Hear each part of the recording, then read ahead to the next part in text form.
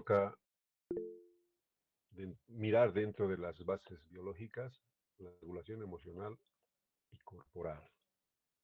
En realidad debería pertenecer al sistema límbico.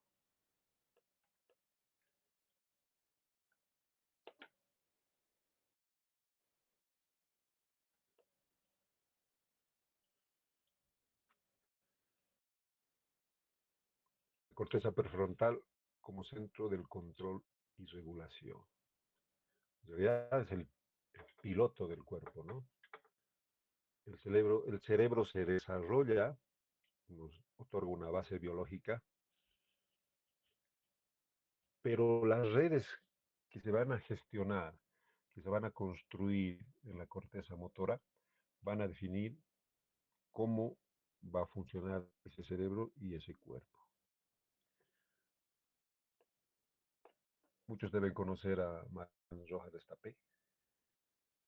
Si no la han visto, les sugiero que la sigan.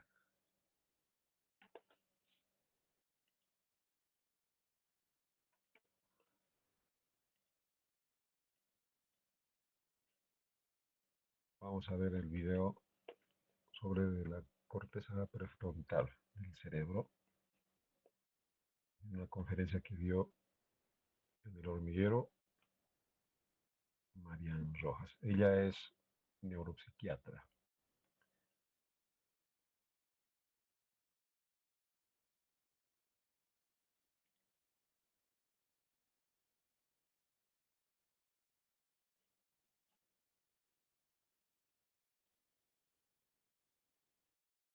La corteza prefrontal es la zona que nos ayuda a prestar atención, a concentrarnos, a gestionar nuestros impulsos, a posponer la recompensa, es el centro neurálgico de la fuerza de voluntad y me ayuda a frenar y empatizar, frenar y contemplar, frenar y rezar, frenar y entender los problemas del entorno, es decir, eso es corteza prefrontal. Hoy en día la corteza prefrontal está completamente anulada. ¿Por qué está anulada la corteza prefrontal? Lo primero es que cuando un bebé nace es muy inmadura. Se estimula la corteza prefrontal de un bebé con 3 cosas. O sea, presta atención un bebé, un niño pequeño, a 3 cosas. Luz, sonido y movimiento. Es decir, el niño ve pasar a su padre, movimiento, se enciende la tele, suena el timbre, luz, sonido y movimiento. ¿Qué quieres tú de ese niño? Ya que se va haciendo mayor, preste atención pues, a objetos inmóviles, escucha al profesor, esté delante de una conversación de adultos, en la parada del autobús, en el médico. Si tú a ese niño le das una pantalla constantemente, ¿qué es la pantalla? Las 3 cosas. Luz, sonido y movimiento. Luz, sonido y movimiento. Entonces, volvemos a ese use it or lose it. El niño le cuesta cada vez más ir desarrollando la corteza prefrontal. La corteza prefrontal, que para mí la consecuencia es que estamos en una profunda crisis de atención, es decir, mi diagnóstico psiquiátrico social es que estamos en una crisis de atención. ¿Por qué me preocupa estar en una crisis de atención? Porque para salir de la crisis, de cualquier crisis, pandémica, social, económica, meteorológica, hacen falta unos tipos muy listos, que piensen muy bien, que sean capaces de analizar la situación, sean capaces de investigar cómo esto se ha resuelto en otros países o en otros momentos de la historia, se pongan de acuerdo con otros e implanten medidas, ¿no? Una cosa muy básica. Todo esto, todos estos pasos requieren de corteza prefrontal. Si yo estoy en plena crisis de atención, elimino las herramientas para salir de una crisis de atención. Estoy metido en una crisis que la propia crisis me impide salir de la... Estoy en una crisis porque el miedo, por crear la corteza prefrontal, porque la soledad bloquea la corteza prefrontal. La gran pandemia, con mis respetos al COVID del siglo XXI, es la soledad. Gente cada vez más sola, gente joven, gente mayor, gente en pareja. La soledad, hay un concepto que se llama dolor social, que lo acuñó Naomi Eisenberg en Estados Unidos, que duele igual que te den un pisotón a que te humillen. En la corteza cingulada anterior dorsal, que sé que te gustan las cosas frikis del cerebro. Pues eso duele igual, se enciende la misma zona del cerebro. Que te sientas abandonado, que te sientas humillado, que no te quieran, a que te peguen. Estamos en una sociedad que se siente sola. La tercera es la hiperestimulación. Luz, sonido, movimiento. Luz, sonido, movimiento. Todo el rato. Entonces, hiperestimulación. Le hemos metido fast a la vida. Todo por 1,5 o 2, los vídeos, los tal. Captas el mensaje, te pierdes los detalles. La vida son los detalles. Y lo siguiente que sucede, distracciones constantes. Cuando yo recibo distracciones constantes, sucede un fenómeno brutal. Y es que yo me empiezo a autodistraer. Yo estoy tan tranquilo, sentado en mi casa leyendo un libro y empiezo, no sé qué, mira el teléfono, a ver si te han contestado. Dices, por favor, déjame en paz. La doctora que lo descubrió se ha dado cuenta que cuando uno empieza a bajar las distracciones, en ese momento uno empieza a gestionar la autodistracción. Es decir, la clave de la vida es estar en una cosa y conectar, enfocarme, estar con alguien y dedicarle mi tiempo, hacer que esa persona se sienta especial. Hacer solo una cosa. Hacer solo una cosa y hacerla, yo siempre digo que hacerla con corazón, pero para hacerla con corazón tengo que querer empatizar y entenderte a ti y escucharte. No nos da tiempo. Y la consecuencia de la corteza prefrontal anulada es que el cerebro se hace adicto a lo irrelevante, huye de la profundidad y se polariza. La corteza prefrontal, cuando deja de funcionar, se va a los Repítemelo, repítemelo. La corteza prefrontal, me hago adicto a lo irrelevante, Sí, dejo de profundizar, sí, soy incapaz de reflexionar, de contemplar. Es que la contemplación es básica. sí. Contemplar, dice me encanta un filósofo surcoreano, que la vida contemplativa es entrenar a nuestro cerebro para mirar con profundidad y belleza. Hay que volver a la vida contemplativa, volver a contemplar, porque todo tiene algo bello.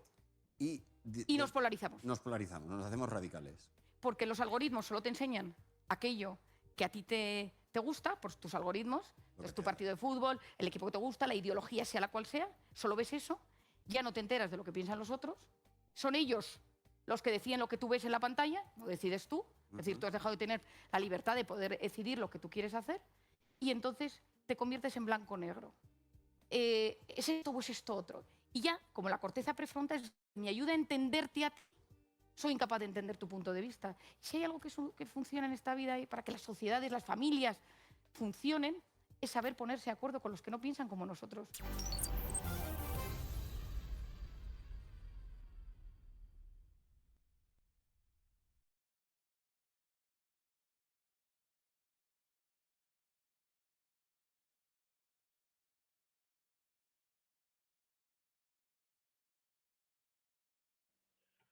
Bien, volvemos a nuestra presentación. Como se han podido dar cuenta, Marian Rojas no plantea desde el punto biológico enteramente conceptos muy complejos, porque entender los procesos neurobiológicos de la corteza prefrontal, primero que no es del tema en curso, pero comprender los procesos que están relacionados con el aprendizaje y básicamente la atención, ese es el rol que debemos tener frente a los niños. Bien, como hemos dicho, y el video nos lo muestra, dice que la corteza prefrontal es la parte del cerebro que regula impulsos, atención y planificación. Está hablando de tres funciones ejecutivas que solo son construidas, gestionadas, fortalecidas a través del movimiento. Para que la corteza prefrontal madure, necesitamos experiencia, movimiento y vínculo. La corteza prefrontal empieza a madurar desde que nacemos. Acuérdense cuando decíamos que un niño se acerca al pecho de la madre, aprende a planificar, siente hambre y ejecuta la planificación que había tenido a través de una acción y obtiene lo que quiere, comer. Entonces, desde ahí empieza a construir su corteza prefrontal. Y esta construcción se extiende hasta los 25 años. Y curiosamente, hay algunos cerebros, sobre todo en los varones, que se extienden un poco más. Hay muchas más funciones ejecutivas en la corteza prefrontal, pero estas son las más importantes, ¿no? El impulso ya es impulso inhibitorio, se llama, ¿no? La atención, que también tiene sus partes, ¿no? Hay una atención sostenida, hay una atención compartida, hay una atención, bueno, dividida, alternante. Bueno, hay varios tipos de atención. Y luego está la planificación. Estas tres funciones ejecutivas, cuando los niños ya entran al sistema escolarizado, ya deberían estar regularmente desarrolladas. También la corteza prefrontal coordina emoción y pensamiento para actuar con sentido, no por impulso. Aquí un poco ya es donde aparece la relación con la neurodivergencia. Sucede que el cerebro que planifica, que pone atención, que regula los impulsos, a nivel neurotípico puede ser capaz de abstraer las emociones cuando acciona estas funciones ejecutivas. En cambio, el cerebro autista no.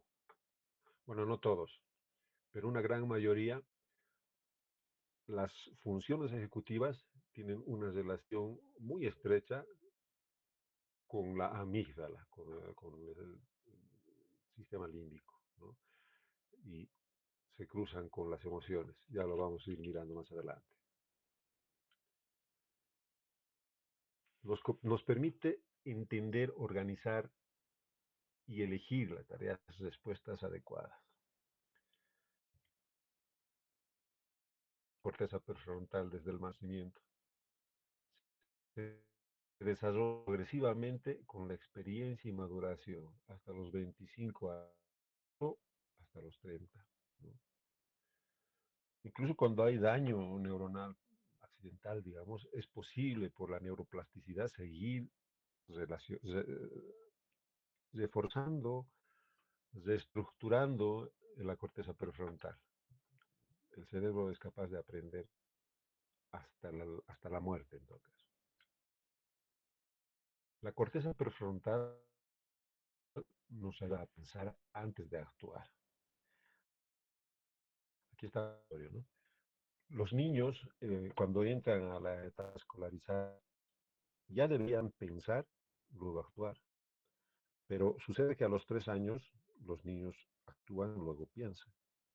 Se enfrentan con que el inhibitorio que está incipiente les causa problemas, ¿no? Entonces, actúan y luego piensan. Y hay una etapa en la maduración de la corteza prefrontal en que el niño aprende a pensar y después actuar.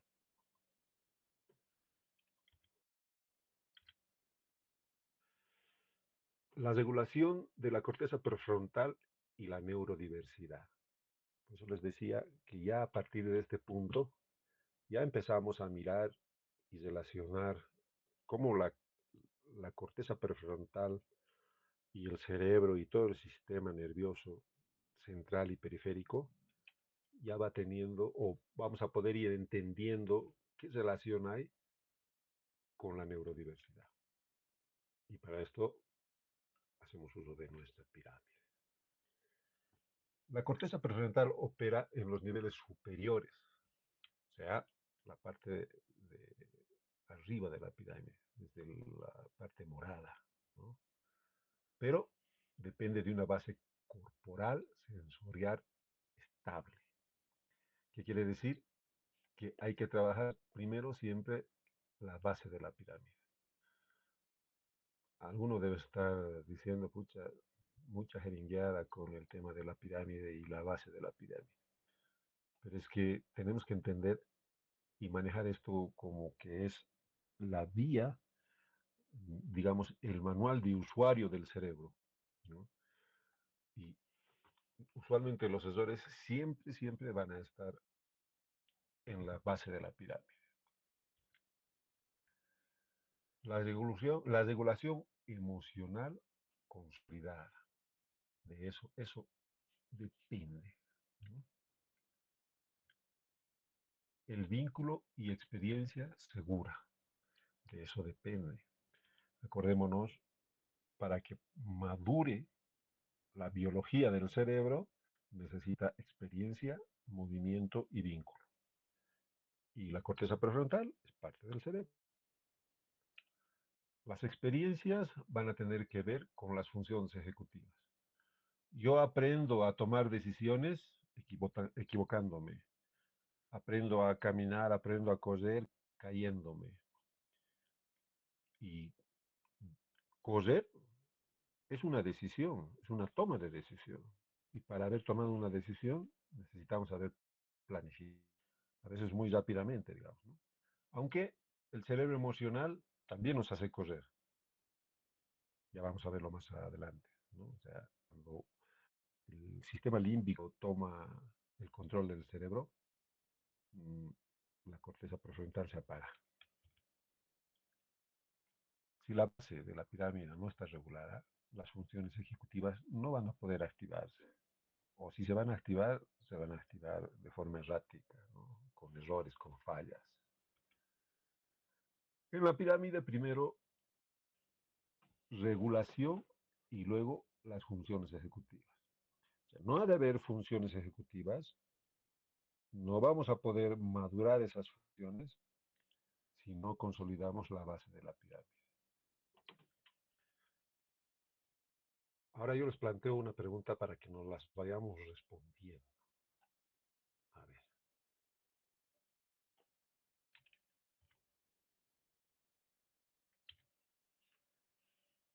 ¿qué conductas observamos en el aula que parecen impulsivas, sin filtro o difíciles de planificar? En los niños, digo, ¿no? ¿Qué les mueve el concepto que hemos visto de lo que es y hace la corteza prefrontal? ¿Se han enfrentado ustedes con una corteza prefrontal impulsiva, sin filtros? El impulso no solo es motor, por si acaso, ¿no? Hay niños que son verborrágicos, ¿no? Otros que son gritones, otros que son emocionalmente inestables, difícil de planificar. Hay niños que no logran planificar. ¿Cómo observamos eso? ¿Hemos detectado en algún momento? Tienen la palabra.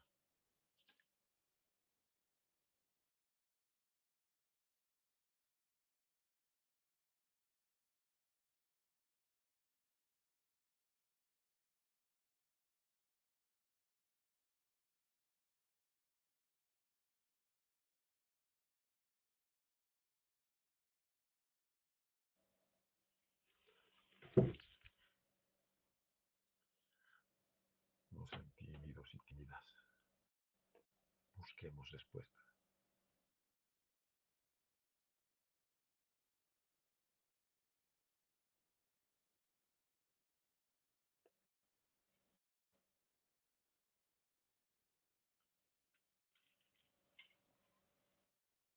El día de hoy yo he tenido un problema en el centro.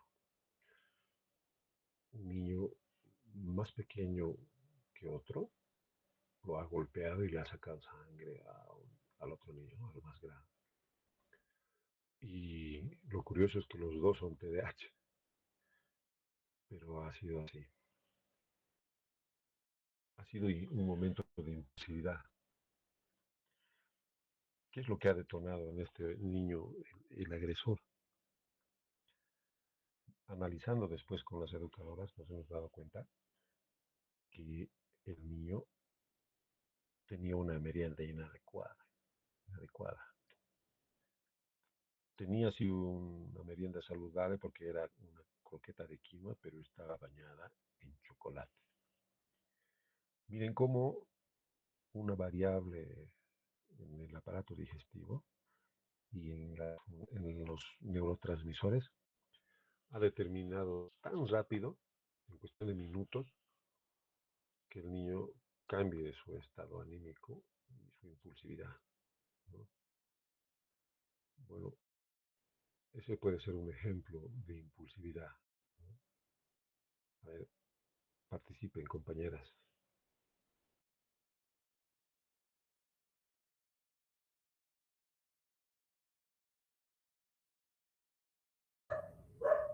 Lick, buenas noches.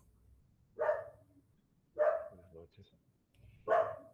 Bueno, algo que me viene a la mente es yo atiendo ya un joven con autismo hace muchos años Y la mamá ha cambiado no, ha empezado a trabajar y eso nos ha llevado a cambiar de horarios, digamos, ¿no? Y a pesar de que se ha trabajado con él la anticipación, alguna vez sí me ha lanzado las cosas del escritorio, ¿no? Hoy no nos tocaba, digamos. Por más que se ha hablado, por más que se le ha anticipado que se iba a cambiar el horario por el hecho de que su mamá había cambiado o había empezado a trabajar.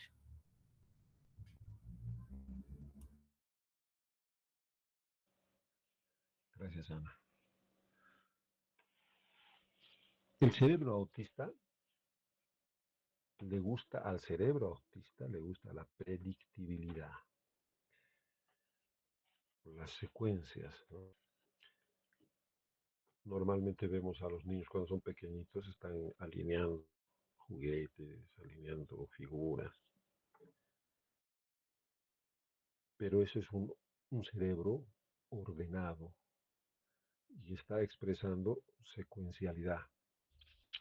Más adelante, esa secuencialidad de los más pequeñitos, 3 añitos, digamos, va desapareciendo, pero no se pierde, en realidad va migrando. Esas secuencias, ese ordenar, ese alineamiento, la trasladan a sus rutinas. Y esa rigidez de los vasitos, de las figuritas, está a las acciones propias de las rutinas. Son bien rutinarios los autistas. Pero si proyectamos eso que vemos como problema, más adelante, cuando el cerebro esté suficientemente maduro, vamos a tener una persona muy sistemática, muy ordenada. Normalmente son así los autistas adultos, jóvenes adultos. Sí, son inflexibles porque la inflexibilidad también se va desarrollando, va adoptando nuevas formas, nuevas maneras de ser inflexible, pero siempre guardan una lógica de orden y de comportamiento. Entonces, es como pensar en la discapacidad, ¿no?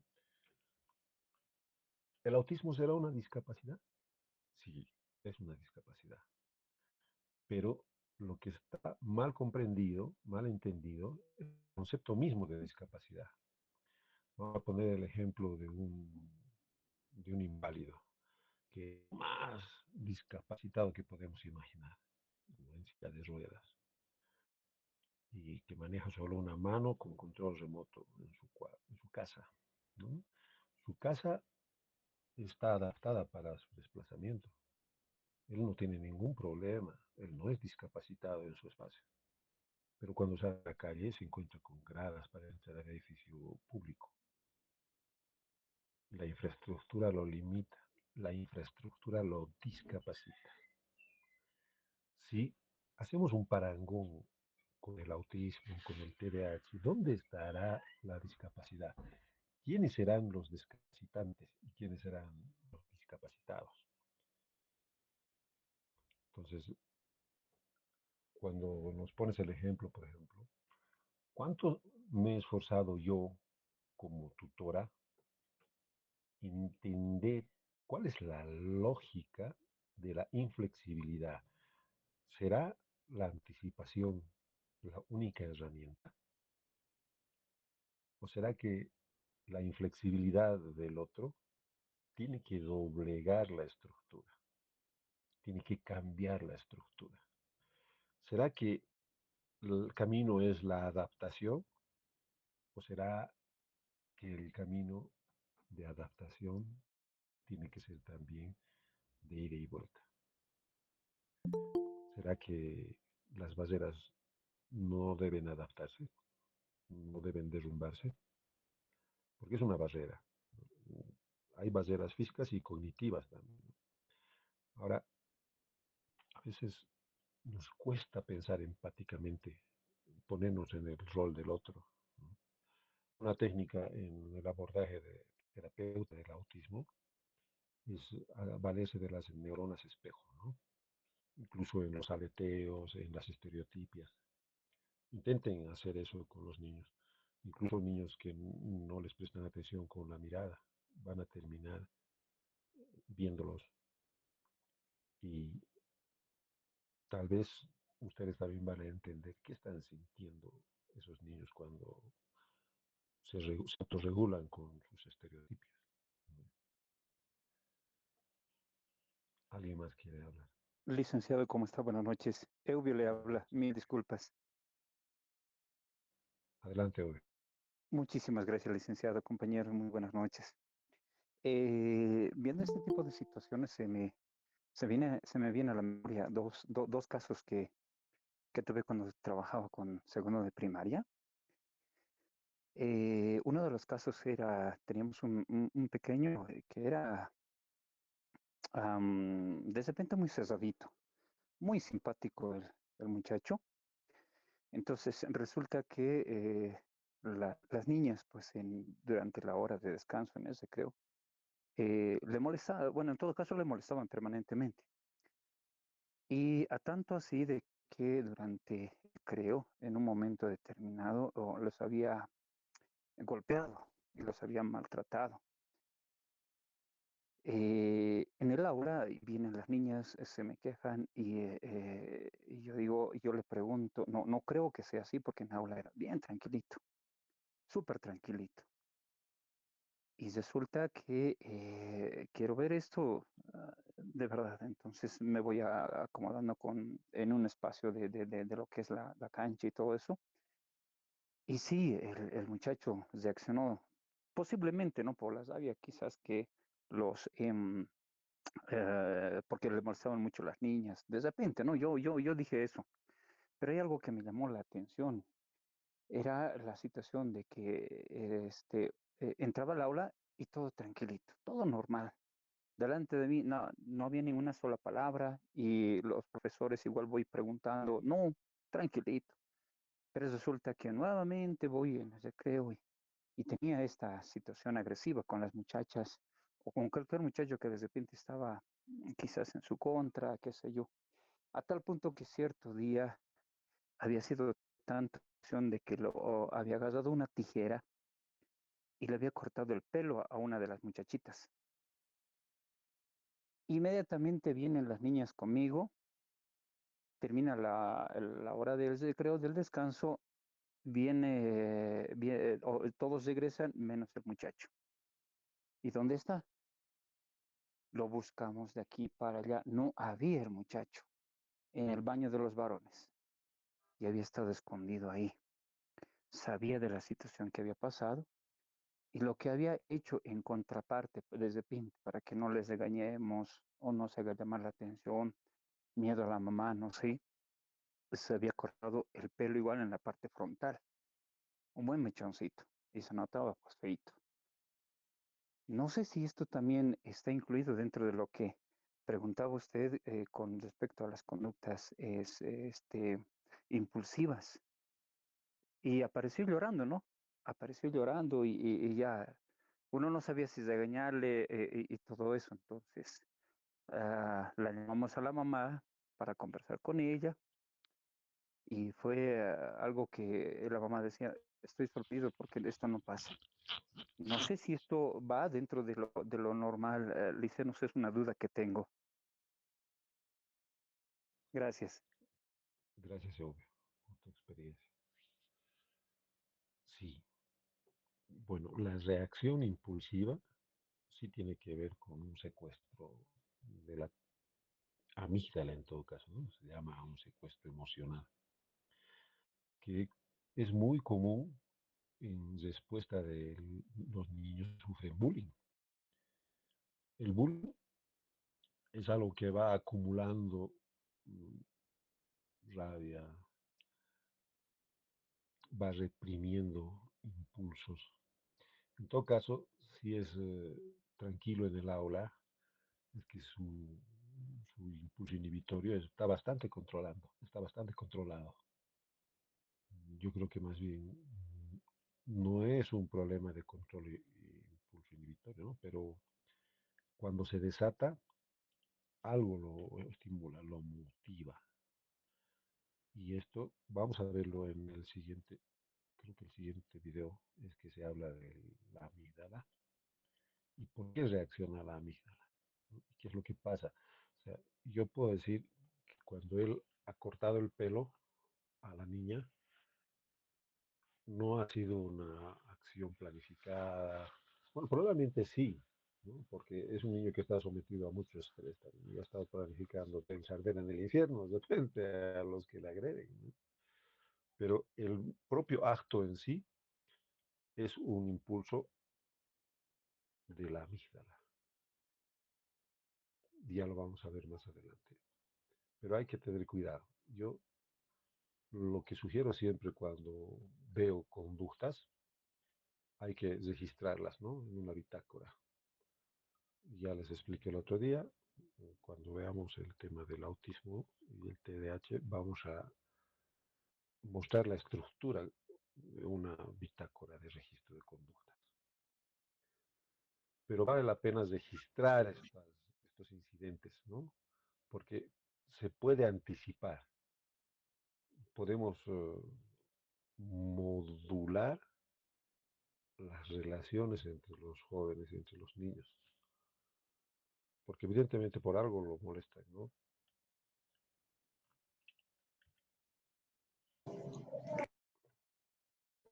Gracias, licenciado. Licen, buenas noches. Le habla Zulema. Bueno, ¿Me escucha, Licen? todos le escuchamos. Está bien.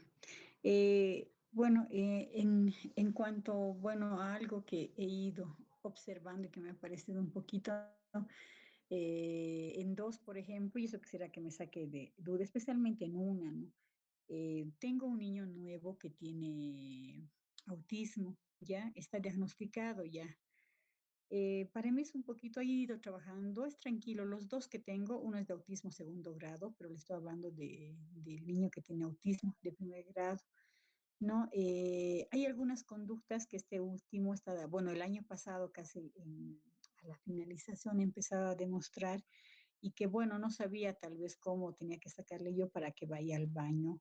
Y es que se iba tocando o las últimas veces, ¿no? Los genitales.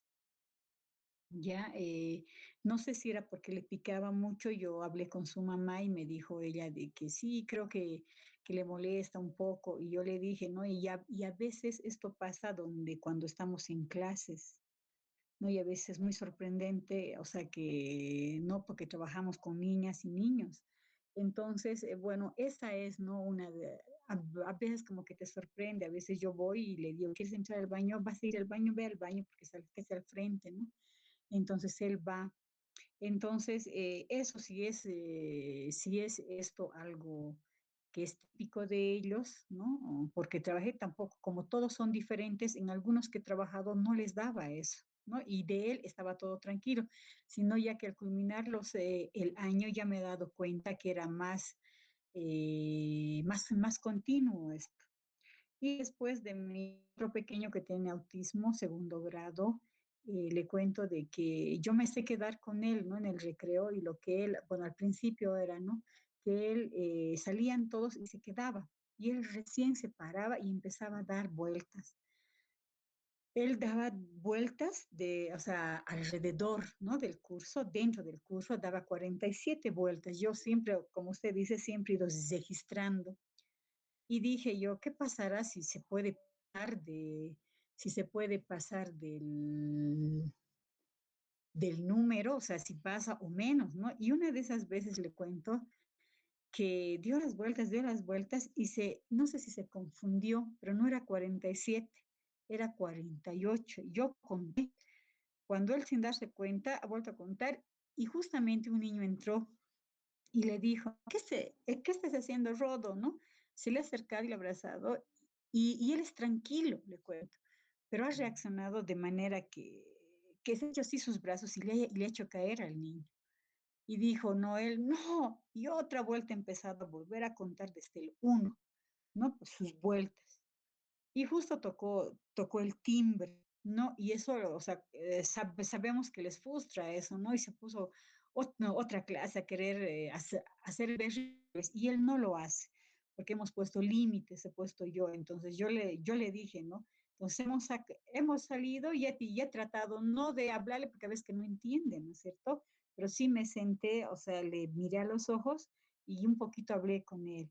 Entonces, especialmente la primera del primer niño que le cuento, de donde se toca los genitales, que no lo hacía, pero el último mes casi lo he hecho continuamente. Sí, eso es uno de los síntomas de ellos, solamente eso, licenciado.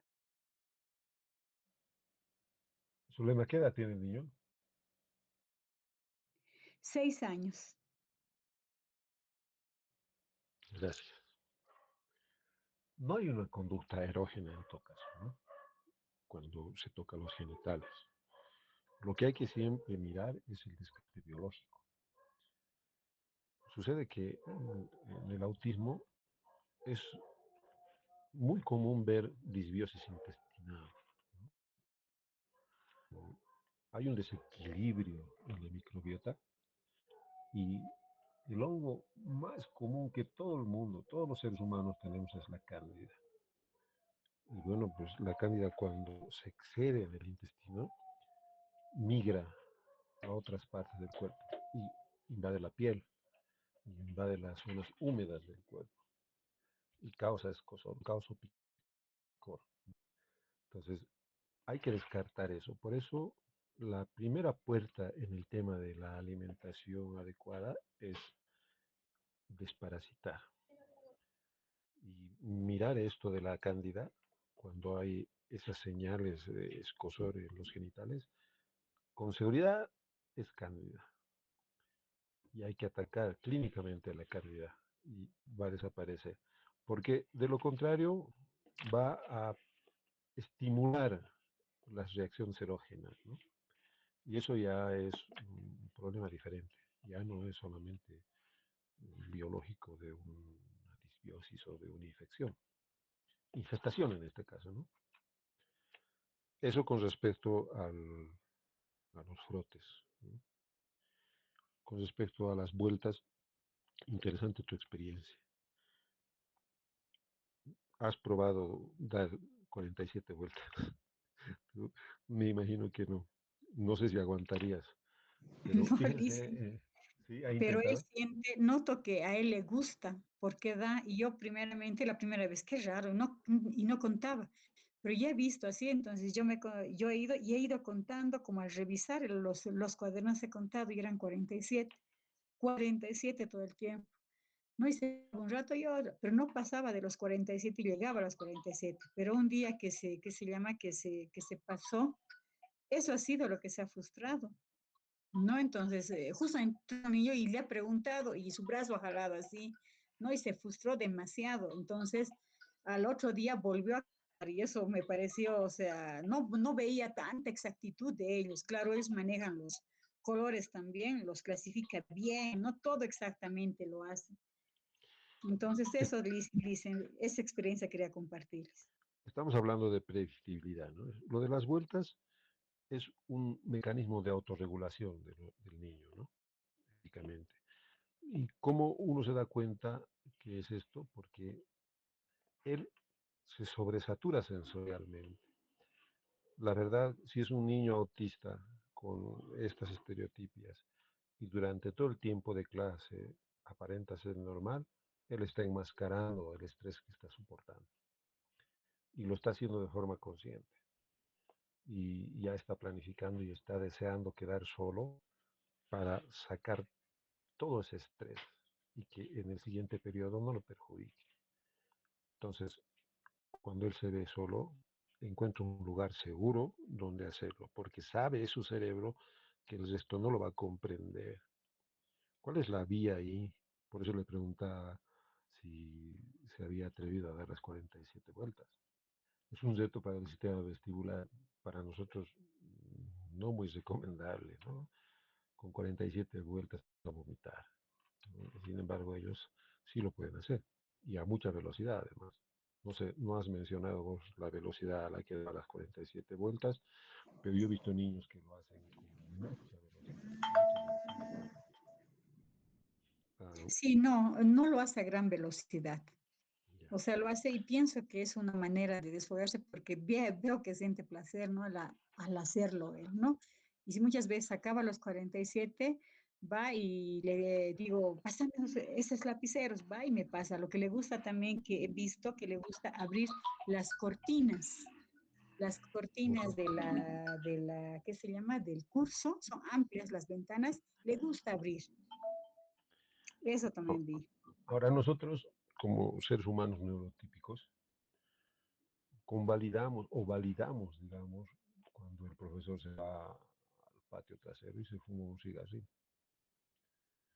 No estamos condenándolo, ¿no? Ni empujándole, ni preguntándole. Él ha buscado un espacio donde no le pueden invadir y puede relajarse, regularse fumando un cigarrillo.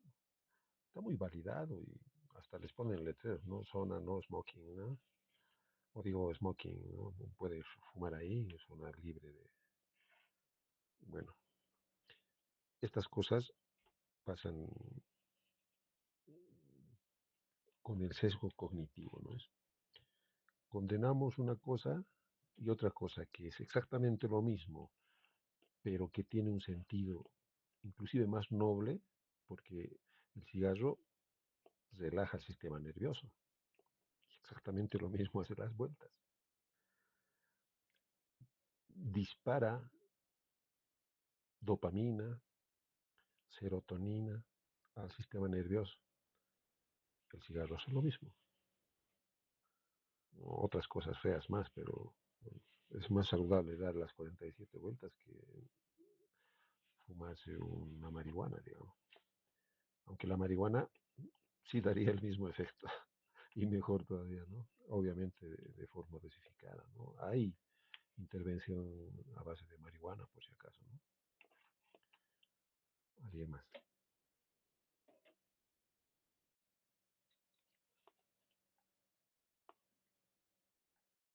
¿Qué pasaría si estas conductas fueran más una dificultad de control ejecutivo, o sea, corteza prefrontal, que una intención voluntaria de hacer el mal? Por ejemplo, los golpes. Es una conducta que tiene una dificultad en el control ejecutivo. Cuando el niño ha sido invadido, porque eso es lo que ha sido por su compañero, lo han invadido un espacio de regulación íntimo además, le ha contestado la amígdala, ya lo vamos a ver en el siguiente video, le ha contestado la amígdala, porque usted menciona que ese niño no es violento, pero ha ocurrido un momento violento. Lo mismo que el niño que golpea a las niñas en el patio. Es un niño tranquilo, pero que en algún momento rebasa su estrés.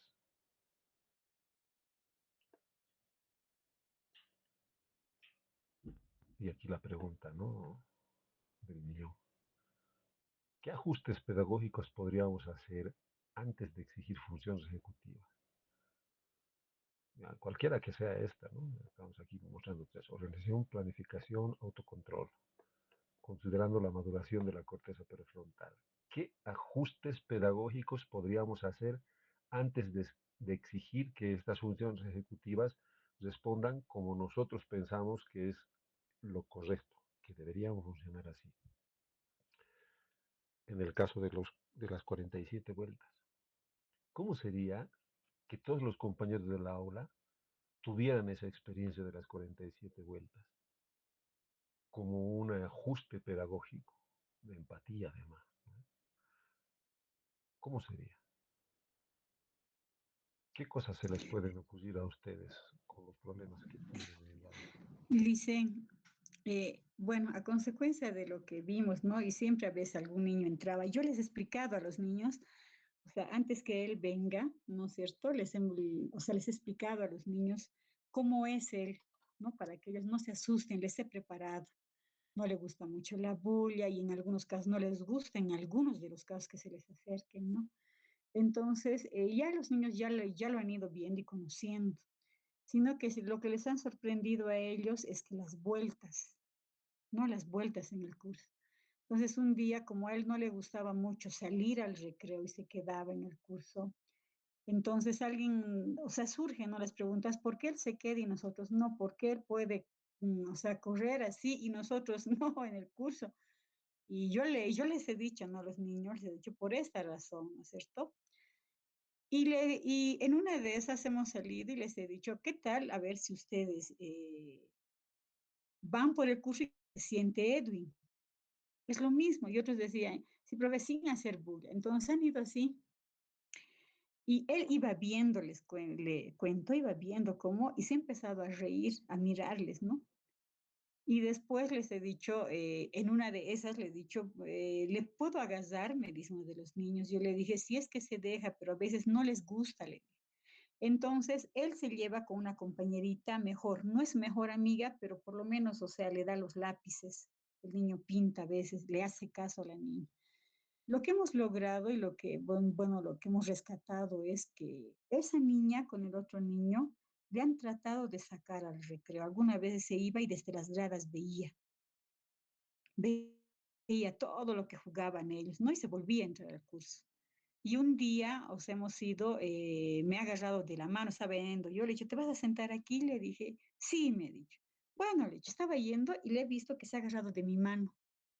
Y yo le he dicho, ¿quieres ir? Le he dicho, bueno, vamos, le he dicho. Le he hecho pasar el patio. Hemos ido, entrado a dirección, le he vuelto a traer, así, en una primera oportunidad. Y en la segunda oportunidad, la niña le ha llevado. Entonces, en el patio, o sea, yo me he sentado para ver, ¿no? Entonces, él, le cuento que hemos logrado que él vaya jugando con esos dos niños, ¿no? Pero siempre supervisando. Entonces hemos logrado eso, ¿no? Y alguien me decía, pero usted, profe, entre, yo me voy a quedar para verlo, ¿no?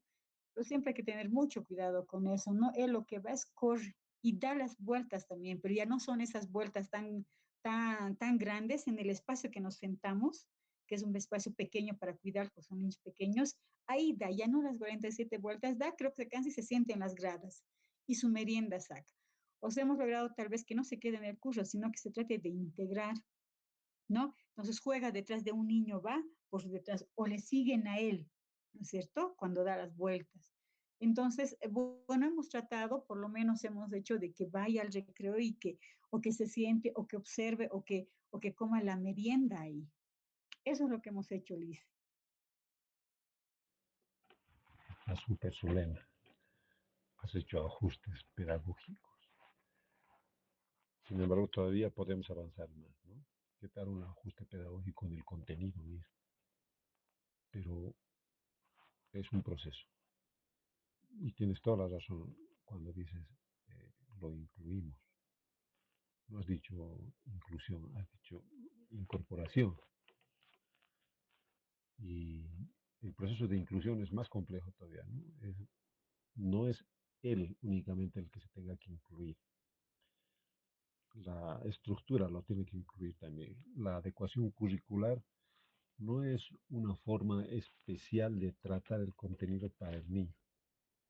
La adecuación curricular es transformar la forma en que enseñamos para todos, incluyendo a los neurodivergentes. Bueno, eso es el concepto poético. La realidad es otra, ¿no? Pero tú has demostrado que una adecuación curricular o pedagógica, un ajuste pedagógico en este caso, no es una adecuación, un ajuste pedagógico para todos en función de uno logra hitos en todos. Y eso es bueno. ¿Alguien más quiere tomar la palabra?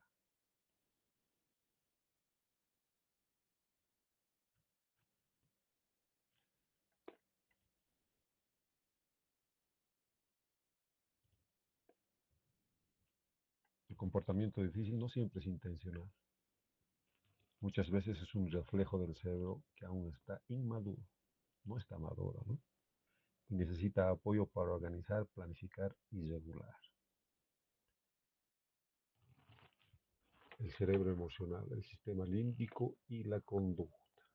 Aquí vamos a descubrir, bueno, no vamos a descubrir nada, todo está descubierto, pero de repente podemos entender a los niños neurodivergentes desde cómo funciona el cerebro.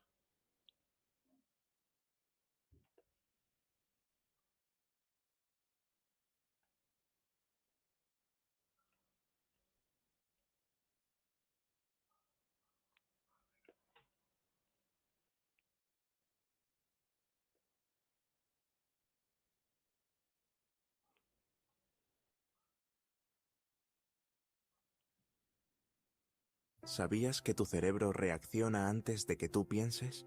Sí, antes de que puedas decir, estoy enfadada, estoy nervioso o incluso, socorro. Tu cuerpo ya ha empezado a prepararse. El pulso sube, la respiración se acelera y tu cerebro entra en modo alerta. Todo gracias a una parte muy antigua que llevas dentro. Se llama sistema límbico, o como a veces se le llama, tu cerebro emocional.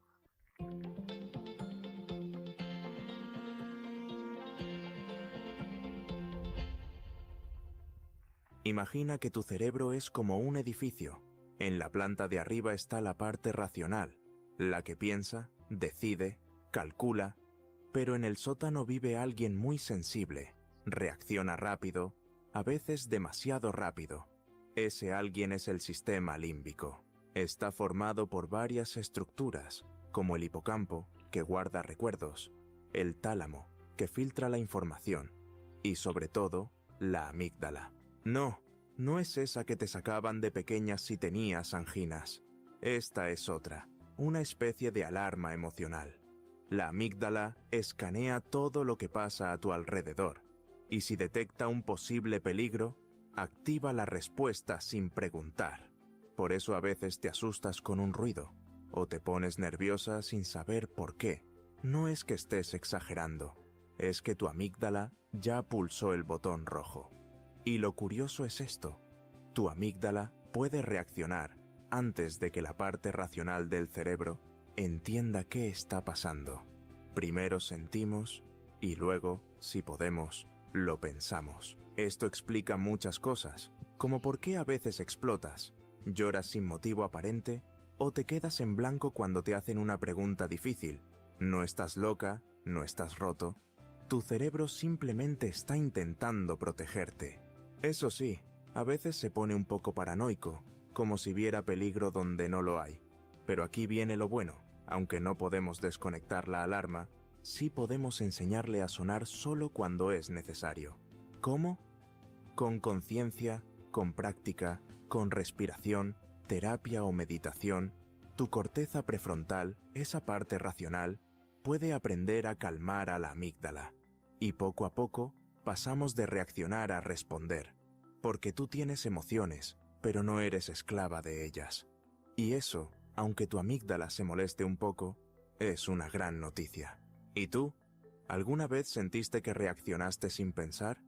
¿Te cuesta calmar tus emociones en ciertos momentos? Cuéntamelo en los comentarios, me encantará leerte.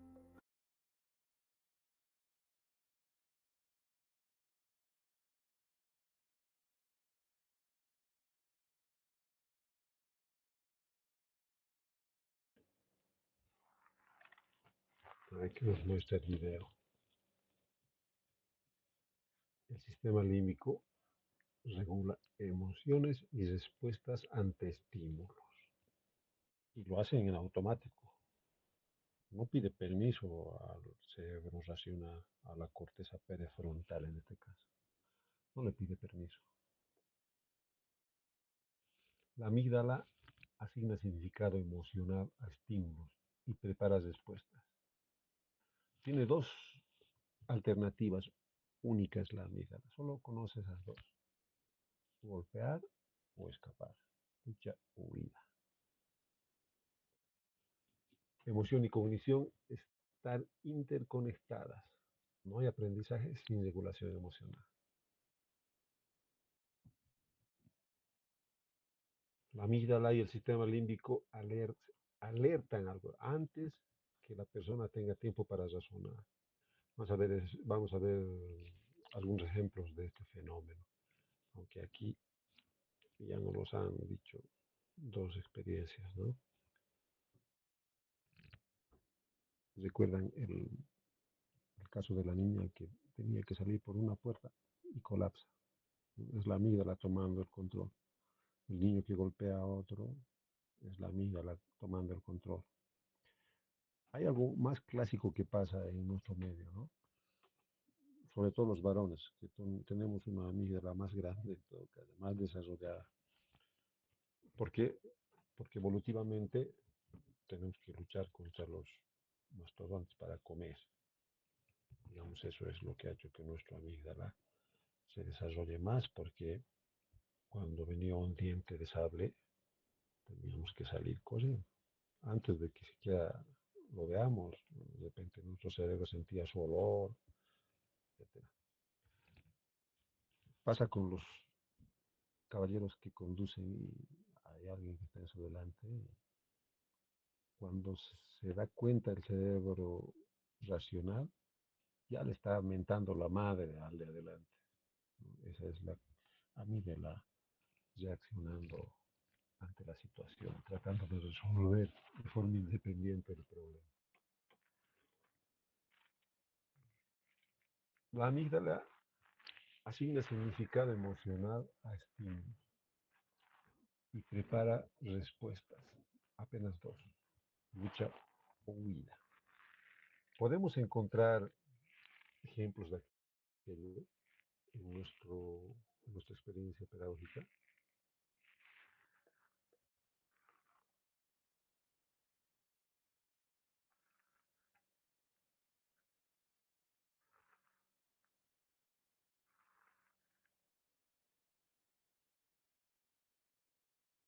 A ver, veamos en la pirámide. Ya aquí nos metemos a la neurodiversidad, ¿no? Emoción y regulación. En el T y en el TDAH, respuestas, respuestas emocionales intensas reflejan la activación límbica, o sea, la activación de la amígdala, ¿no? No es una conducta voluntaria, inadecuada, digamos, no es malcriado, es una respuesta de la amígdala, del sistema límbico, que es automático, que apaga la corteza prefrontal, no es una decisión. La regulación emocional es base para la atención y autorregulación, niveles de pirámide que sostienen el aprendizaje. Seguimos hablando de la base azul, celeste de la pirámide. Ajustar el entorno antes de exigir rendimiento es clave, primero para regulación, luego para cognición.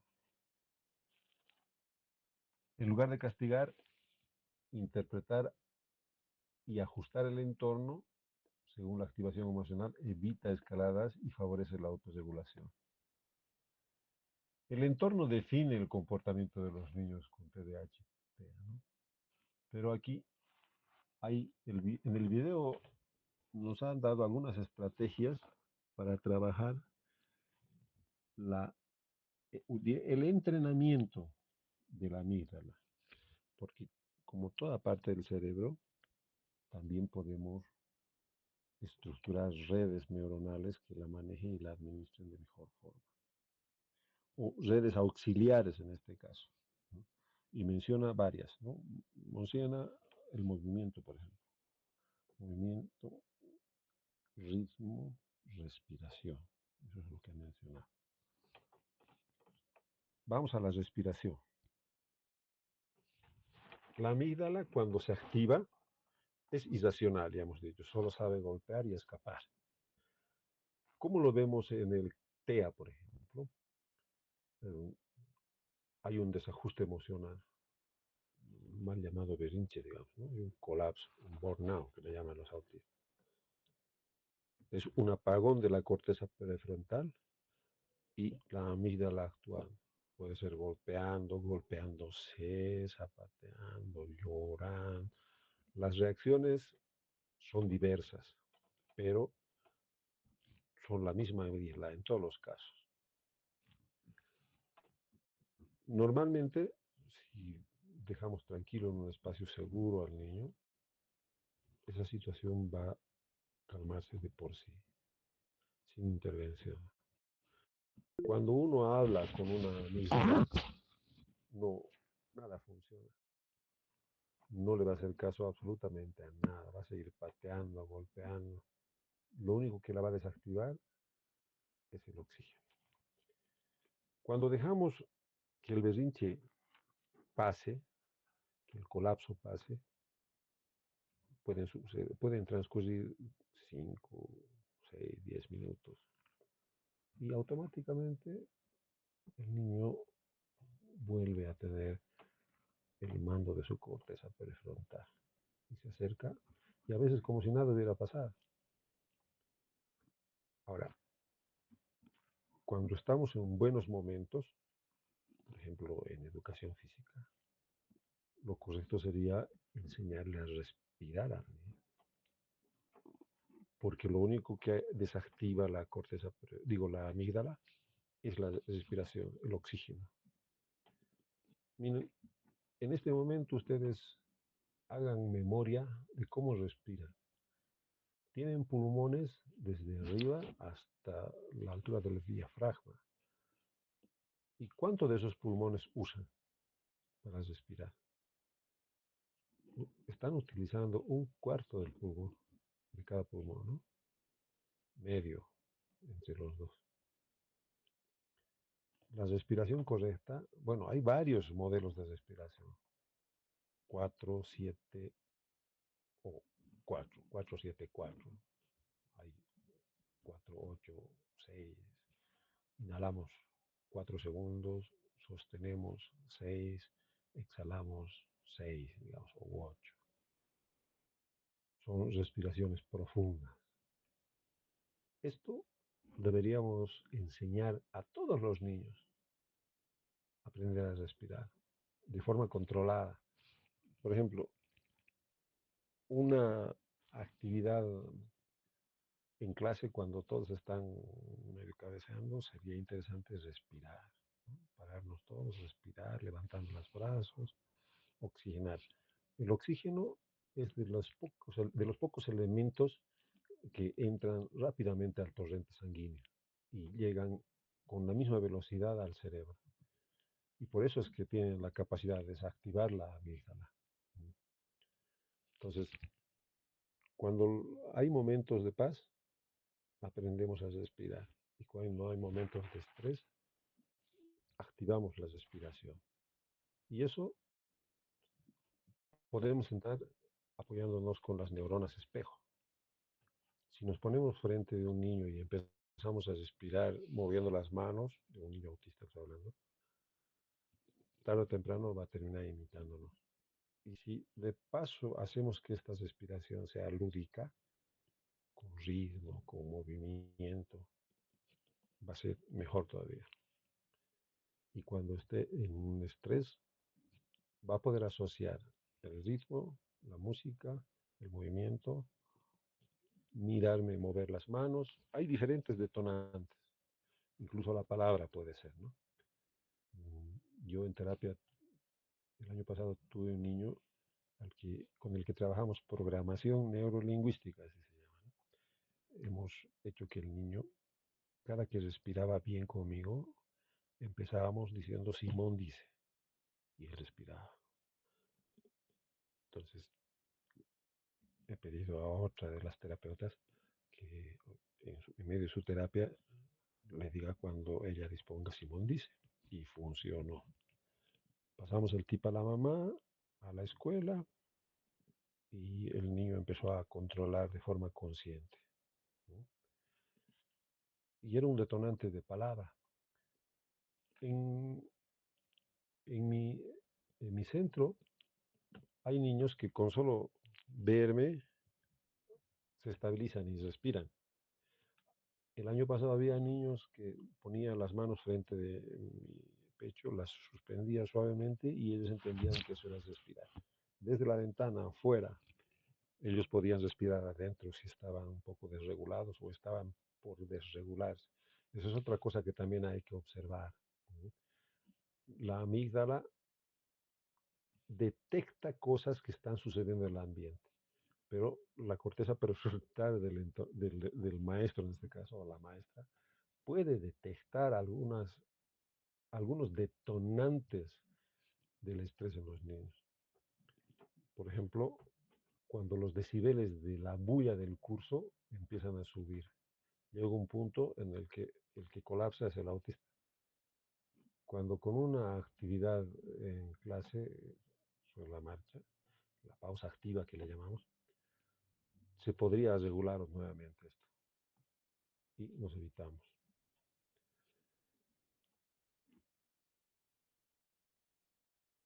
A ver. vamos a reforzar un poco el tema de la amígdala, la emoción, la alerta y la conducta.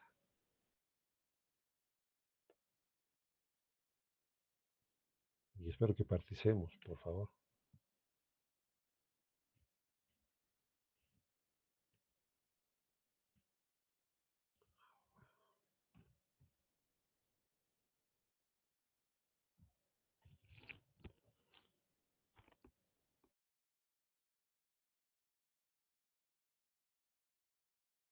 Saludas al jefe y enseguida te pide lo siguiente, un reporte de los últimos. Hola a todos y bienvenidos a este video sobre la amígdala cerebral. Si estás interesado o interesada en la salud mental y el bienestar emocional, es probable que hayas oído hablar de este término. La amígdala cerebral es una parte importante del cerebro que juega un papel crucial en la regulación de las emociones y la memoria emocional. En este video exploraremos qué es la amígdala cerebral, cómo funciona y por qué es importante cuidar su salud. Además, hablaremos sobre algunas estrategias que pueden ayudar a mantener la salud de la amígdala cerebral y mejorar el bienestar emocional y cognitivo en general. Así que acompáñame en este viaje y quédate hasta el final de este video.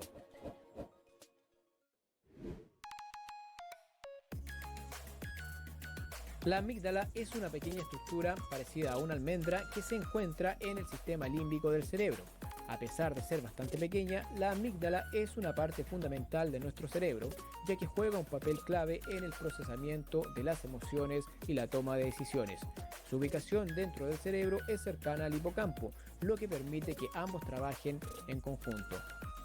Existen dos tipos de amígdalas en el cerebro, la amígdala derecha y la amígdala izquierda. Ambas son iguales en tamaño y forma, pero tienen funciones ligeramente diferentes. Mientras que la amígdala derecha se enfoca en el aspecto emocional de los recuerdos, la amígdala izquierda se enfoca más en los detalles específicos de los mismos. Esta diferencia es una gran ayuda en el reconocimiento de emociones, ya que la información de ambas amígdalas se integra en el cerebro. La amígdala tiene varias funciones emocionales esenciales. En particular, la amígdala se encarga de procesar el miedo, la ira y la gratificación sexual. Esta estructura también regula la memoria emocional, la comunicación y el reconocimiento de emociones en otras personas, lo que resulta vital para nuestras interacciones sociales. Con todo esto, podemos ver que la amígdala es una parte esencial de nuestro cerebro, involucrada en varias funciones cognitivas y emocionales. La amígdala es un componente crítico en la regulación de las emociones. Está involucrada en el procesamiento de las emociones primarias como la ira, el miedo, la tristeza y la felicidad, así como en la regulación de los niveles de estrés en el cuerpo. La amígdala actúa como una especie de centro de alarma, alertando al cerebro y al cuerpo sobre situaciones emocionales saboteadoras.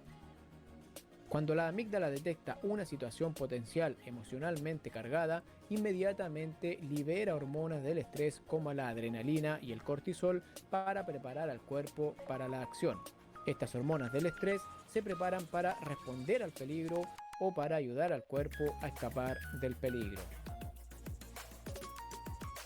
La amígdala también juega un papel en el registro y recuperación de la memoria emocional.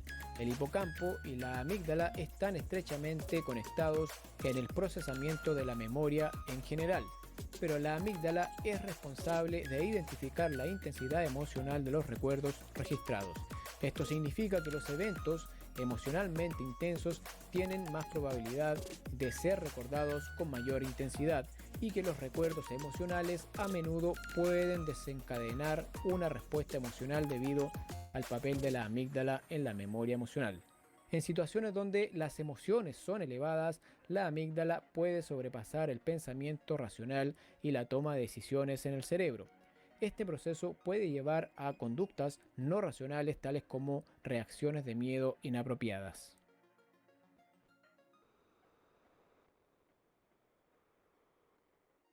La amígdala cerebral también está involucrada en una serie de trastornos emocionales y psicológicos, incluyendo el trastorno de ansiedad generalizada, el trastorno de estrés postraumático, el trastorno obsesivo-compulsivo y la depresión. En el trastorno de ansiedad generalizada, la amígdala está hiperactiva, lo que lleva a un aumento de la respuesta de estrés y ansiedad. Esto puede hacer que se presenten síntomas como preocupaciones excesivas e irracionales y sensación constante de estar en peligro. En el trastorno de estrés postraumático, la amígdala también está hiperactiva, lo que puede llevar a síntomas como flashback y pesadillas, así como una respuesta emocional intensa a estímulos que recuerdan al evento traumático. En el trastorno obsesivo-compulsivo, la amígdala puede estar hiperactiva en relación con obsesiones específicas, lo que lleva a la repetición compulsiva de ciertos comportamientos para aliviar la ansiedad y el estrés asociado con las obsesiones. En la depresión, la amígdala puede estar subactiva, lo que puede provocar síntomas como apatía y falta de motivación. La investigación también ha descubierto que la amígdala puede estar involucrada en el desarrollo de adicciones y trastornos alimentarios. Esto se debe en parte a su papel en la regulación de los niveles de dopamina y otras sustancias químicas en el cerebro que están asociadas con el placer y la recompensa. Incluso en español, no sé cómo sonar más profesional en mis correos. Grammarly me ha ayudado a expresarme con claridad y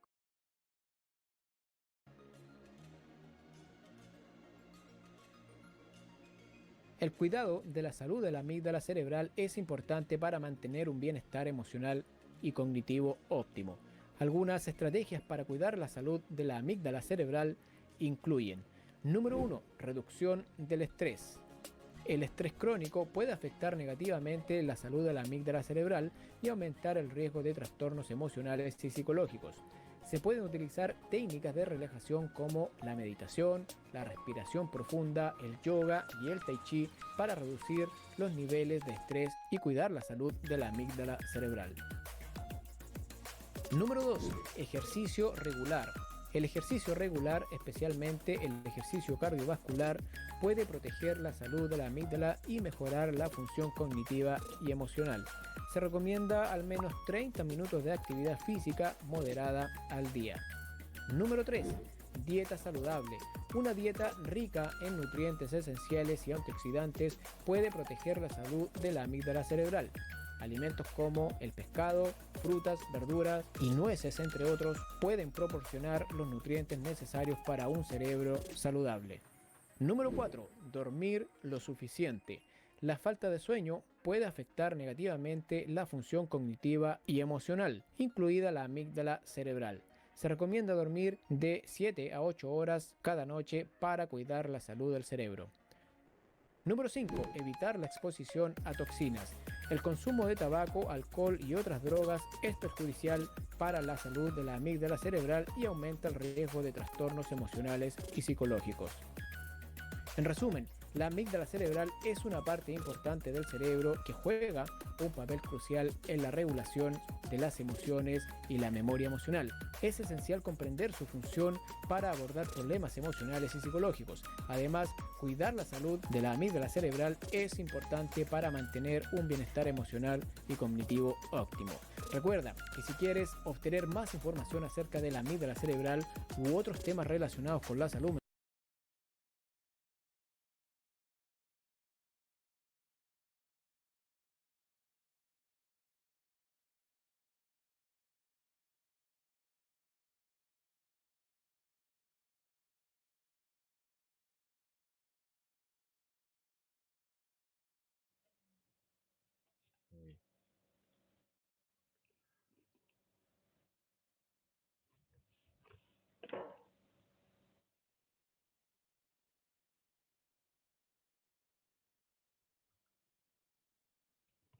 Nos dice el video que la amígdala es el centro de la alarma emocional del cerebro. También nos dice que la amígdala es la que se encarga de procesar emociones primarias, miedo, ira, placer, asigna carga emocional a los recuerdos. Y nos dice específicamente la razón, ¿no? Cómo es que la amígdala está posicionada casi al lado del hipocampo. El hipocampo es una glándula con forma de caballito de mar que almacena los recuerdos. Y como está asociada a la amígdala, que está filtrando, detectando todo lo emocional, entonces no hay recuerdo sin emoción, no hay memoria fijada sin emoción. La otra anterior clase, hace 2 clases, preguntaba, ¿cómo es que el cerebro es capaz de almacenar tantas canciones y no conceptos? Y justamente esta es la razón, ¿no? Las canciones detonan recuerdos, detonan emociones, y por eso es que el cerebro las fija. Cuando el cerebro detecta, cuando la amígdala detecta amenaza, puede ser una amenaza real o puede ser una imaginaria. Por eso habla de la esquizofrenia, ¿no? El cerebro segrega adrenalina y cortisol. Ya hemos visto los neurotransmisores, ¿no? La adrenalina activa el estado de alerta, acelera el pulso, el cortisol sube la emoción. Entonces, cuando vemos conductas impulsivas, evitativas o explosivas, no siempre son decisión, no están planificadas. Pueden ser reacciones, secuestros amigdalares, ¿no? Cuando la amígdala se activa, así, de forma muy alta, digamos, bloquea, no es que puede, aquí he puesto puede, pero bloquea el pensamiento racional y la autorregulación. Y como hemos dicho, puede ser incluso por algo imaginario. Bueno, para el niño autista, por ejemplo, que da vueltas, no era nada imaginario. Alguien ha invadido su espacio y es la amígdala la que ha respondido, ¿no? No es racional. Un niño que aparentemente no está aprendiendo puede en realidad que esté regulando mal la amígdala.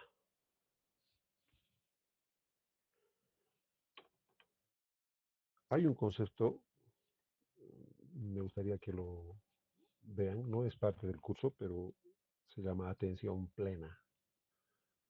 Y cuando hablamos de atención plena, por ejemplo, hablamos de movimiento, de alimentación, de sueño, todo lo que he mencionado para entrenar la amígdala. La atención plena tiene que ver con que pongamos atención a todo lo que hacemos. Mm, Han visto, bueno, de repente han tenido experiencia con un niño autista que hace las cosas muy detalladamente. Me explico. Por ejemplo, al comer. ¿Por qué los niños autistas tardan tanto? Se van a dar cuenta, la mayoría de los niños autistas no mezclan comidas. Si le dan un plato de arroz con carne y verduras, se las comen uno por uno. Nosotros cortamos pedazos, mezclamos, ellos no. Y degustan, tienen un procesamiento sensorial cuando comen diferente al de nosotros. Nuestro cerebro intenta alimentarse. Hay cosas más importantes que hacer, ir a ver la tele, salir, estoy atrasada a mi cita. El cerebro autista disfruta de comer. El sueño, un cerebro que no tiene el sueño bien estructurado, un ciclo circadiano bien ajustado, bien disciplinado, tiene más riesgo de secuestros amigdalares. Hemos visto la anterior clase cómo el sueño impacta en el comportamiento también y cómo es realmente la biología del sueño, ¿no?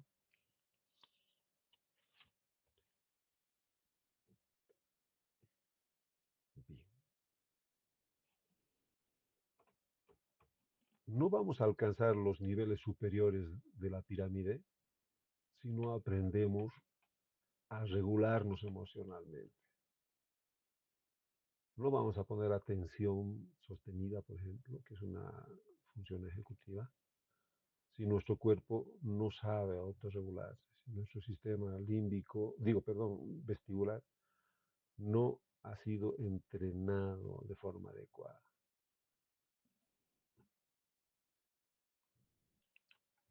La amígdala opera en la base de la pirámide, aquí en la parte azul.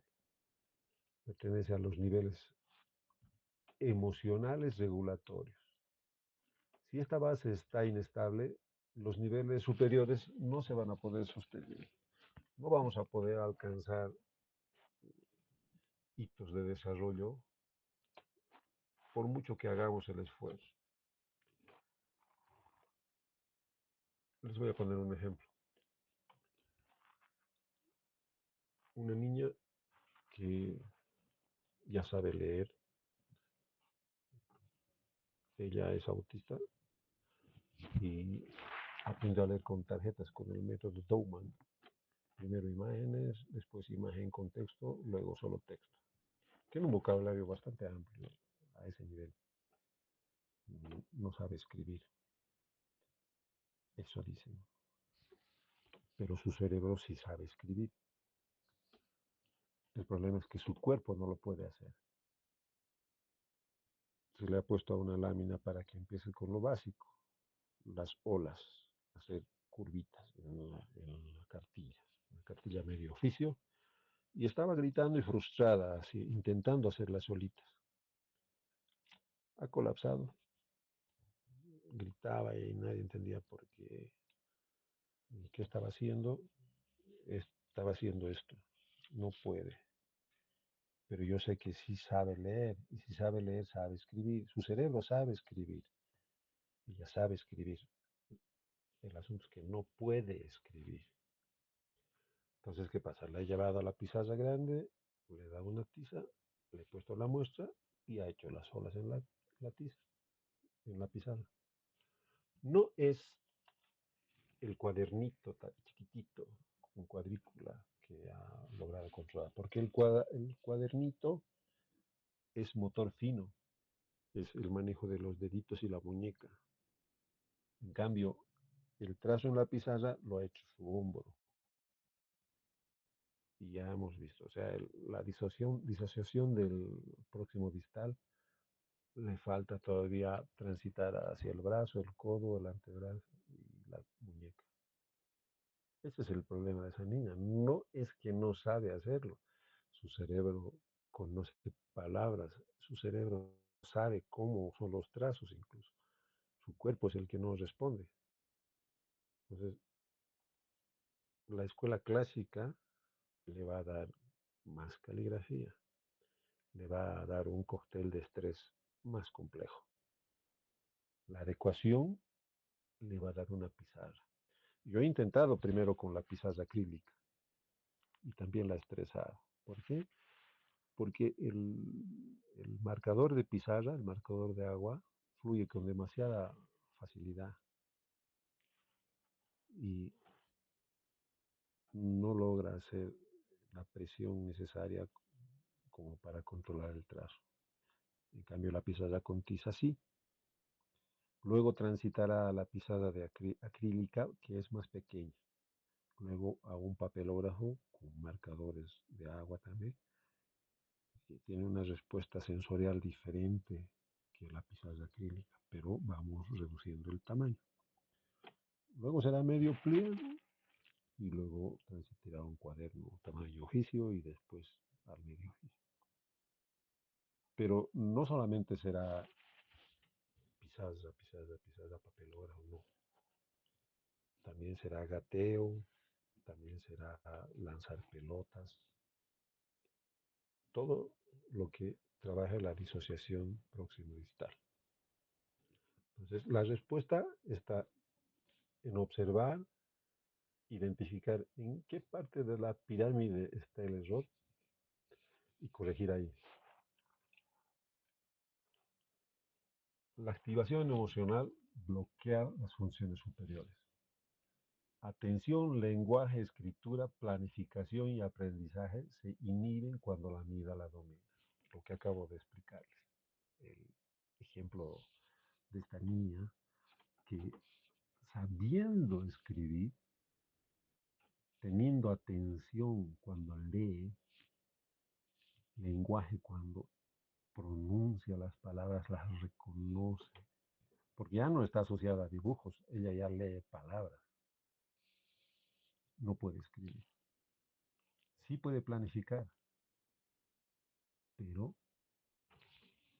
el estrés que le genera no poder escribir por culpa de que la base de la pirámide no está consolidada, le provoca un impulso amigdalar, un secuestro amigdalar, que domina su corteza prefrontal. Apagó el cerebro y solo sabe golpear y escapar. No hace otra cosa. Y esto nos dice por qué exigir rendimiento sin regulación siempre va a fracasar. En una escuela clásica esa niña hubiera terminado hasta que venga su mamá haciendo, repitiendo las horitas en un cuadernillo. No era la salida. En el T y el TDAH y también en las necesidades educativas especiales, la mira puede activarse con estímulos que otros no perciben como amenaza. En este caso, necesitas un poco de experiencia para identificar por qué ha colapsado con el cuaderno y necesitas definitivamente conocer el perfil de esa niña, el perfil sensorial de esa niña. Y necesitas tener el conocimiento de que esa niña sabe leer y conocer todo el proceso, cómo le ha costado a ella llegar a leer. De hecho, ya es un hito interesante que con 5 años sepa leer palabras, como murciélago, por ejemplo. Además, no dice murciélago, no. Mira y dice murciélago. Está todavía en el proceso de incluir ahora los artículos, el murciélago, la mariposa, y después vendrán los conectores y luego la conversación. Es un método muy interesante para trabajar con un cerebro que tiene una atención limitada, vamos a ponerle, ¿no? Un poco dispersa. Hay que atraparle con cosas que le gustan. Ella ha empezado con figuras solo de animales, después de cosas, de alimentos. Con los animales porque ha empezado con los onomatopeyas, que es, digamos, la punta de lanza para detonar el lenguaje. Y después ha tomado gusto por estas tarjetitas, ¿no? Son 150 tarjetas en el método. Bueno, son más en el DOMA, ¿no? Pero las que yo tengo son 150. 50 de cada segmento, ¿no? Alimentos, 50 animales, 50 cosas.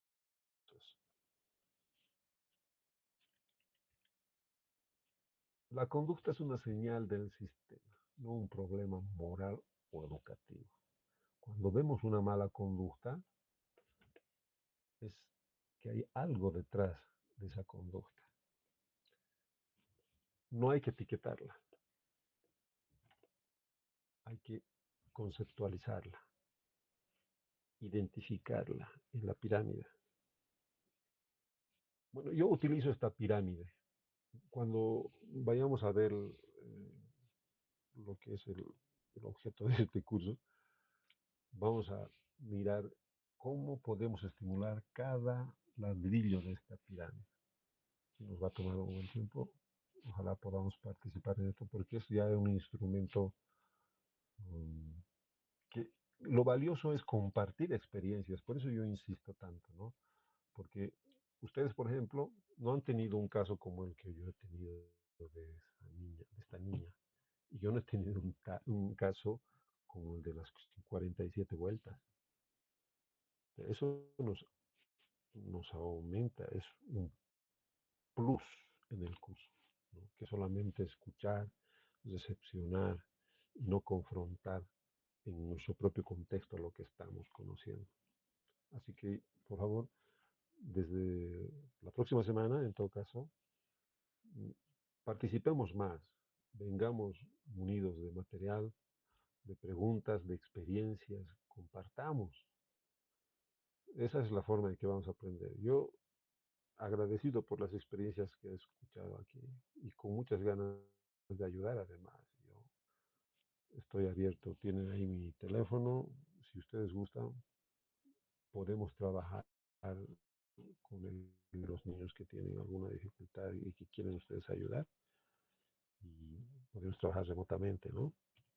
No tiene ningún costo, a mí encantado les apoyo en eso. Bien, nos haremos algunas preguntas, a ver si alguien se anime a responderlas. Primera pregunta. ¿Qué conductas vemos en el aula que parecen irracionales o exageradas? Respondamos a cualquiera de estas tres.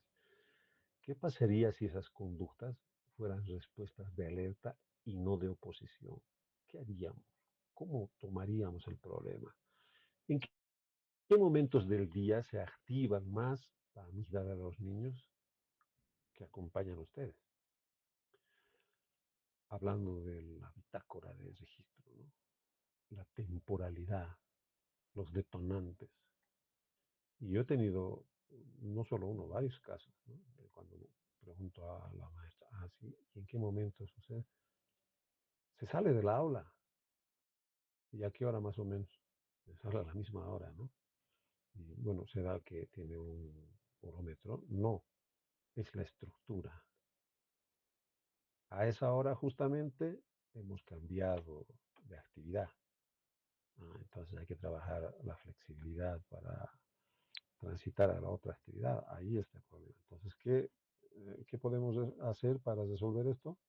Ya la compañera Ana nos ha dicho, ¿no? Es anticipación. Esto es lo que podemos observar. A ver, tienen la palabra ustedes. Esta es la última diapositiva.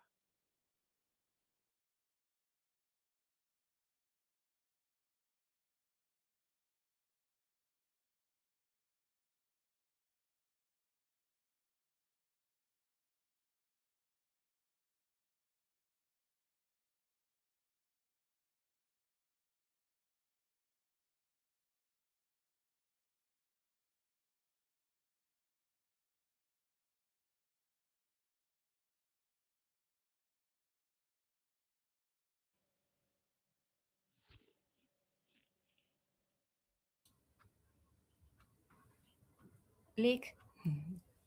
Adelante. Bueno, tengo una niña que está diagnosticada con déficit atencional, supuestamente con hiperactividad, pero yo no la veo así. Sin embargo, el año pasado con la tutora ha tenido problemas de la siguiente índole. He visto que es obsesionada por el material escolar, o sea, gomas, lápices, colores y demás, ¿no? Entonces, cuando ella ve este, algún material en el curso que es, no sé, llamativo, que tiene, no sé, un muñequito sobre el lápiz, ¿no? Ella directamente se levanta y va y quita pero no para quitárselo, sino para verlo, ¿no? Entonces todo el año se ha batallado con eso, según la educadora, ¿no?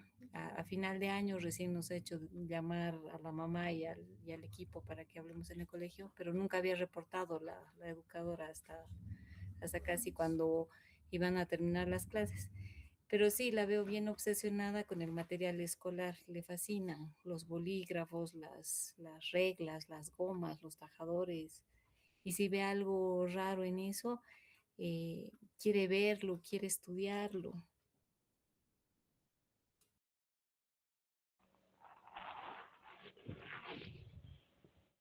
Hay los comportamientos obsesivos, en el autismo sobre todo. Yo me imagino que debe tener una coincidencia entre autismo y TDAH. No es una acción de los TDAH, ¿no? Los comportamientos obsesivos. Debe ser autista, pero normalmente a los autistas se les deja tener este beneficio, vas a decir, ¿no? De los gadgets, por ejemplo, ¿no? Debería la familia proporcionarle una cajita sensorial donde tenga las cositas que le gusta a ella, ¿no? Tocar. Yo tenía un niño el año pasado que estaba obsesionado con los autitos. Autitos que veía, autito que lo agarraba y peleaba y lloraba y no quería desprenderse del auto, ¿no? Y bueno, los autos en mis centros son grandes, tío. Y claro, cuando entraba con su auto al aula, todos querían el auto. Y estaba prohibido el auto dentro del aula. Viene a mi sala y yo le he puesto en el bolsillo un autito que entraba en su bolsillo, un Dinky, con la condición de que no lo saque hasta que salga del aula. Y ha funcionado, ¿no? Bueno, después se ha olvidado del auto, después de mucho tiempo, meses, pero ha curado en sano con un auto en su bolsillo. Si le da estabilidad al auto, ¿cuál es el problema? Con los TDAH, sí, los gadgets tienen más bien una característica de simular movimiento todo el tiempo, ¿no? Eso es la hiperactividad, o sea, es un cuerpo que requiere estar en movimiento en todo el tiempo y necesita contención, ¿no? Necesita estructura.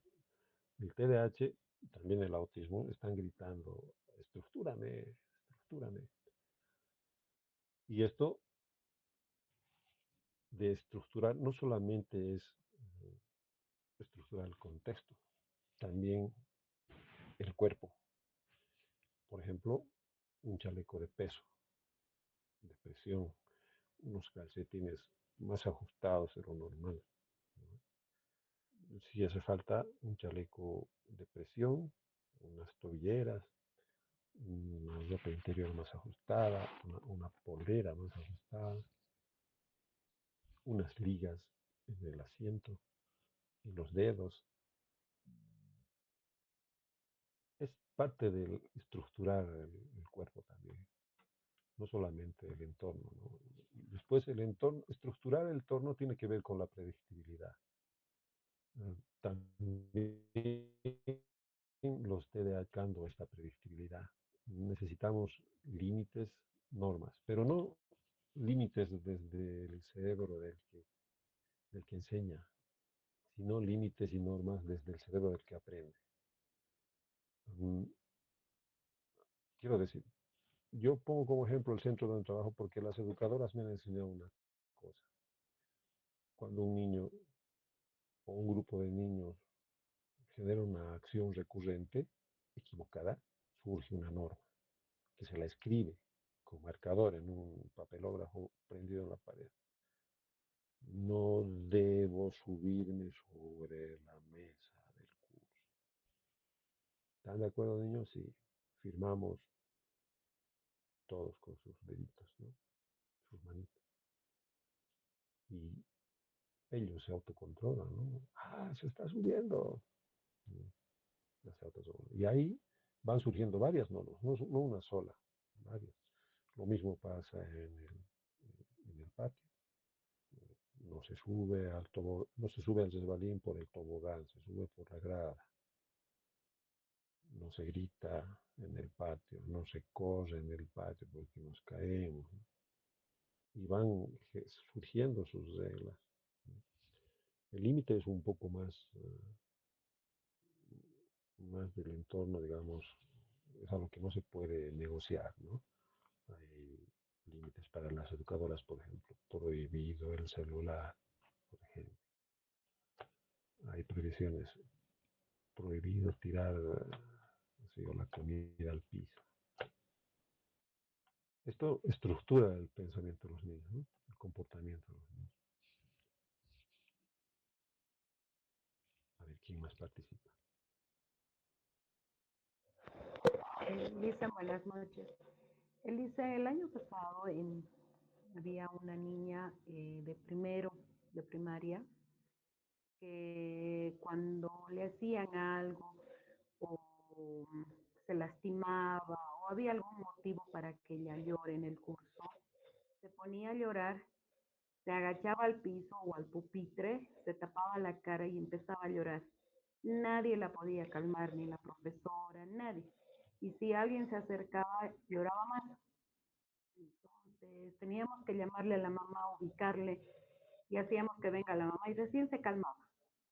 Pero en todas las crisis o todas las oportunidades que he visto que ella lloraba, había algo o sea, que eh, se tapaba la cara, lloraba, lloraba y hacía que le fluya el moquito que decimos de la nariz y se embarraba toda la cara. Todas las veces que lloraba era esa reacción. Y ha habido un día que no hemos podido ubicarla a la mamá. Cuando la hemos llevado a dirección porque su llanto era fuerte. Empezaba a llorar y llorar y llorar y lloraba más fuerte, más fuerte, más fuerte. Entonces no le hemos ubicado a la mamá, la hemos llevado a dirección, le hemos hecho sentar, se ha agachado, igual. Se tapaba la carita y empezaba a embarrarse toda la carita con el moquito. Entonces ya le hemos ido, vino la mamá, le hizo calmar. Entonces yo en los recreos me acercaba donde ella y agarré confianza y me puse a jugar, ya me veía, me invitaba una galleta, le empezaba a hablar. Entonces ya cuando tenía, digamos, otra crisis, digamos, entonces yo le hablaba, le alzaba, la llevaba a dirección, le sentaba y ya pasaba una media hora así, le volví a hablar, escuchaba mi voz, alzaba la carita y ya, y se iba calmando, calmando. Lo que a mí me causa es ¿por qué la reacción de embarrarse con el moquito, con las lágrimas? Toda la cara se embarraba.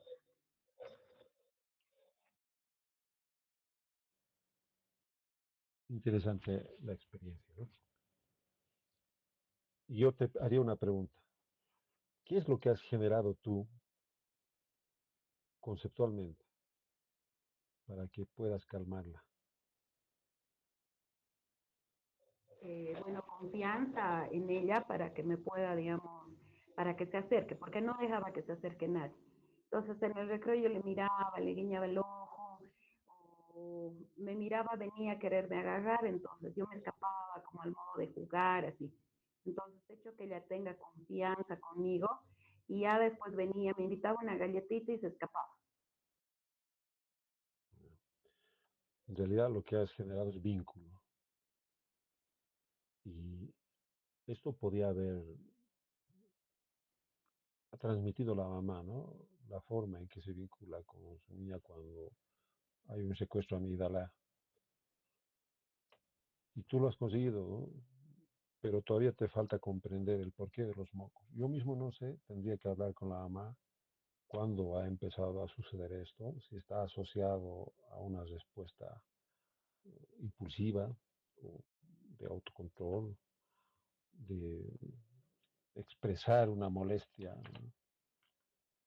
Hay niños que tiran cosas, hay niños que golpean, hay niños que se golpean la cabeza, que se pellizcan, se rascan o pellizcan al otro. Las reacciones son diversas, pero conceptualizar esa acción, esa conducta, pasa por anotar la frecuencia con la que pasa, el tiempo, el horario, la duración, la gravedad, cómo se va regulando, cuánto tarda en regularse.